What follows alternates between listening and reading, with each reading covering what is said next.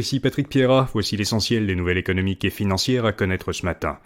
Les Québécois maintiendront leurs dépenses pour les fêtes. Selon un sondage de la firme de comptabilité Deloitte, les ménages québécois comptent dépenser en moyenne 1178 $ dans les magasins pour la période des fêtes, soit seulement 1% de moins que l'an dernier.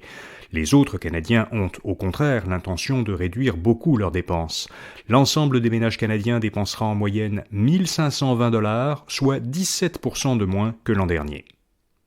En immobilier, le nombre de mises en chantier baisse, et cela malgré la pénurie de logements. Dans les centres urbains de 10 000 habitants et plus au Québec, il y a eu en septembre 31% moins de mises en chantier qu'au même mois l'an dernier, selon la Société canadienne d'hypothèques et de logement. La baisse est encore plus prononcée à Gatineau, moins 74%, Trois-Rivières, moins 49%, Sherbrooke, moins 42% et Québec, moins 39%. Pourtant, le Québec a besoin d'environ 110 000 nouvelles habitations, selon les dernières estimations de l'Association des professionnels de la construction et de l'habitation du Québec.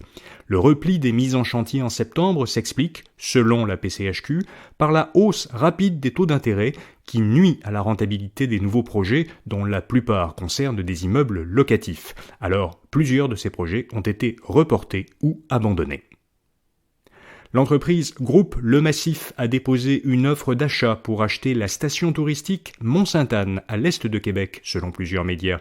Groupe Le Massif a ouvert l'an dernier le premier Club Med au Canada, aux abords de la station de ski Le Massif de Charlevoix.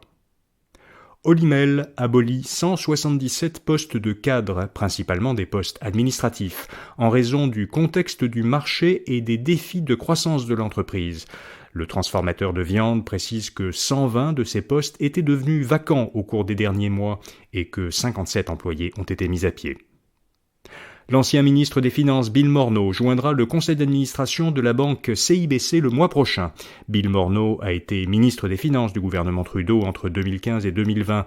Il sera le deuxième ministre fédéral des Finances à joindre le CA de la CIBC, après John Manley, qui y a siégé pendant 16 ans avant de prendre sa retraite l'an dernier.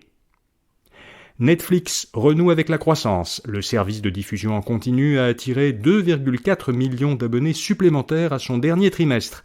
C'est une bonne nouvelle pour l'entreprise. Elle avait perdu des abonnés à ses 2 précédents trimestres. Enfin, la conférence de jeux vidéo Megamix est de retour à Montréal en format présentiel pour la première fois depuis la pandémie. D'aujourd'hui à samedi, l'événement doit réunir à l'hôtel Bonaventure quelques 3000 professionnels du secteur du jeu vidéo. L'événement est aussi ouvert au public. Voilà, vous savez l'essentiel. Pour un tour d'horizon plus complet de l'actualité, allez à infobref.com pour voir nos infolettres du matin et, à partir de 16h, celles du soir. Vous pouvez évidemment vous abonner pour recevoir gratuitement par courriel ces 2 infolettres quotidiennes. Merci, bonne journée et à demain.